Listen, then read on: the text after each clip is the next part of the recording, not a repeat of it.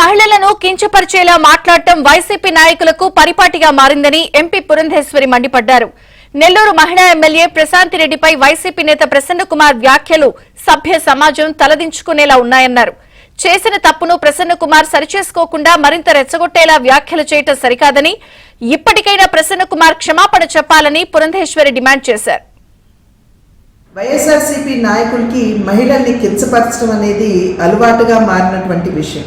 అమరావతిలోని మహిళల్ని మనం నోటితో కూడా చెప్పలేనటువంటి భాషలో వారిని కించపరచడం, అదేవిధంగా శాసనసభలో ఉన్నటువంటి మహిళల్ని శాసనసభ వెలుపల ఉన్నటువంటి మహిళలు సైతం వ్యక్తిత్వ హననం చేయడం మనందరికీ తెలియనటువంటి విషయం కాదు.